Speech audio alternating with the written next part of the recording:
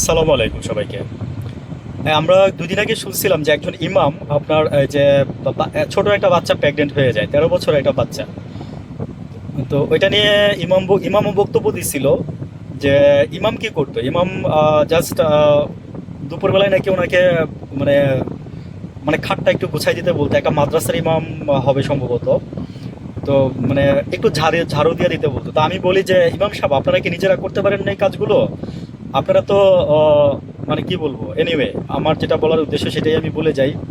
তো এখন DNA test করা হয়েছে। ইমামও তখন বলছিল যে ডিএনএ টেস্ট করান, তারপরে জানতে পারবেন। মেয়েটা নাকি তার নানার সাথেও থাকতো।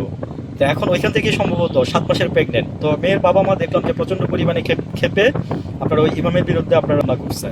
তারপর ইমামকে পুলিশে ধরে নিয়ে যায়। ইমাম পরে একটা বক্তব্য দিল, দেখলাম যে মানে ইমাম বলতেছে যে না, আমি এই কাজের সাথে জড়িত না।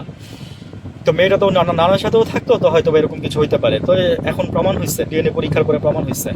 আরেকটা জিনিস সেটা হচ্ছে যে নীলুফার ইয়াসমিন মনি বলছে যে জাকাতের যে আপনার চাঁদা উত্তম।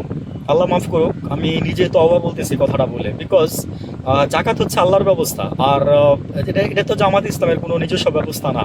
তো উনি আরো বলছে যে রিক্সাওয়ালার কাছ থেকে নাকি মানে জাকাত দেয় তারা।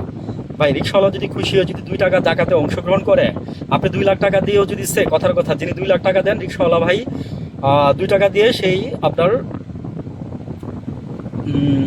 বলতে পারেন যে সম্মানের ভাগিদারি হয়।